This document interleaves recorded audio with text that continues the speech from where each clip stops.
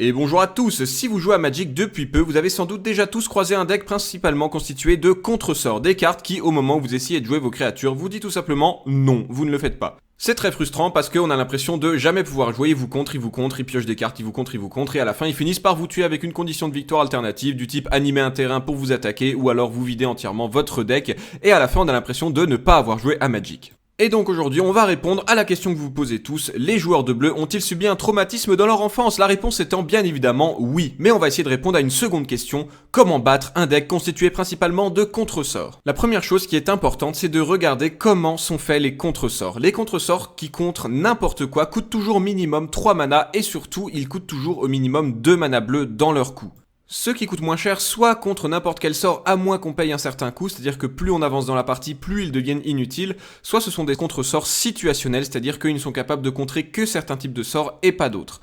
Les contre-sorts qui coûtent un seul mana ne sont jamais capables de contrer une créature. Ça nous amène donc à notre premier conseil, jouer une curve basse. Qu'est-ce que c'est une curve basse? C'est tout simplement le fait de jouer des créatures peu chères. Parce que oui, si aucun contre-sort à 1 ne peut attraper une créature, ça veut dire que poser une créature au tour 1 passera forcément sous les contre-sorts. Et de même, si c'est vous qui commencez la partie, même au tour 2, votre adversaire sera incapable de contrer des sorts. Alors attention, parce que les decks contre-sorts sont souvent conscients de cette faiblesse et vont donc jouer des cartes pour rattraper leur retard en détruisant toutes les créatures d'un coup. L'avantage, c'est que ces cartes sont toujours des rituels et donc votre adversaire devra forcément les jouer pendant son tour à lui et donc ne pourra pas garder du mana pour contrer. C'est pour ça que souvent, même quand on a des créatures qui coûtent pas cher, on va en jouer que une ou deux en début de partie, surtout pas plus, ce qui fait que quand votre adversaire devra toutes les détruire en Jean Savras, et ben du coup vous aurez le champ libre pour reposer des créatures et là il ne pourra pas contrer et donc là on en profitera pour jouer des créatures qui sont un peu plus chères. Le conseil numéro 2 du Captain Obvious, jouer des sorts incontrables. Il y a des sorts où il y a carrément écrit sur la carte qui ne peuvent pas être contrecarrés, mais il y en a d'autres où c'est un peu plus insidieux, comme par exemple le Typhon de requin,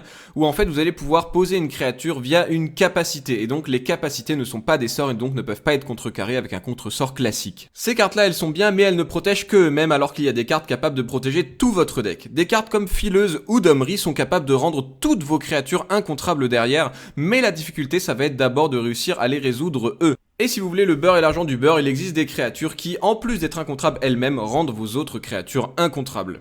Il existe d'autres moyens détournés de rendre vos sorts incontrables en empêchant tout simplement votre adversaire de lancer des contre-sorts pendant votre tour. Grâce à ça, vous pourrez lancer ce que vous voulez sans risquer de vous en prendre un. Et sinon, il y a aussi des cartes de taxes qui vont rendre les contre-sorts de votre adversaire plus chers à lancer. Donc c'est un peu moins efficace parce qu'il pourra quand même les lancer, mais en tout cas, ça va un peu le ralentir et ça va rendre pour lui beaucoup plus difficile de contrer plusieurs sorts en un tour. Ce qui nous amène donc à notre troisième conseil, jouer 2 sorts de suite. Parfois, vous allez vous retrouver dans des situations où vous ne pouvez lancer qu'un seul de vos sorts et vous savez très bien que si vous le lancez, votre adversaire va le contrer avec son mana, au tour suivant vous lancez l'autre, il va se faire contrer, etc.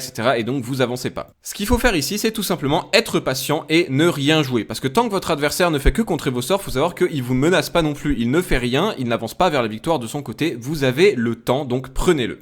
Vous allez tout simplement attendre le moment où vous pourrez lancer 2 sorts dans le même tour. L'avantage de faire ça, c'est que votre adversaire souvent ne pourra en contrer qu'un seul. Donc ce qu'on va faire, c'est qu'on va essayer de lancer le plus faible en premier. Et là, gros dilemme pour votre adversaire. S'il contre ce sort, en fait, vous avez le champ libre derrière pour pouvoir résoudre celui qui est encore plus chiant et lui, ça va le mettre dans la mouise. Mais là où c'est génial, c'est que si votre adversaire ne contre pas le premier sort faible, et ben en fait, ce que vous allez faire, c'est surtout, vous ne jouez pas l'autre. Parce que vous savez très bien que si vous jouez l'autre, il va prendre son contre-sort.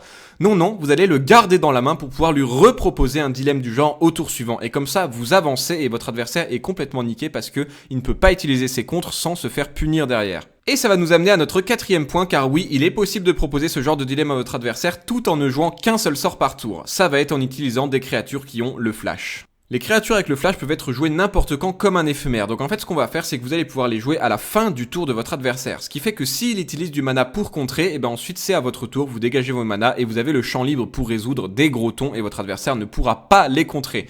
Et s'il ne contre pas, et ben vous avez résolu une bête et du coup il est niqué. Grâce au sort avec flash, vous allez pouvoir mettre en place le dilemme du 2 sorts par tour tout en ayant des cartes qui sont pourtant assez chères en mana. Et on termine avec notre 5e conseil qui est de jouer des anti-contre-sorts. Qu'est-ce que c'est que ça? Ce sont des cartes à 1 mana qui vont vous permettre de résoudre vos cartes. Il en existe de plein de types. Par exemple, il y en a des bleus qui sont des contre-sorts qui vous permettent en fait de lancer votre créature, votre adversaire essaie de contrer et vous allez contrer le contre-sort. Vous allez donc vous battre dans la pile pour pouvoir résoudre votre carte.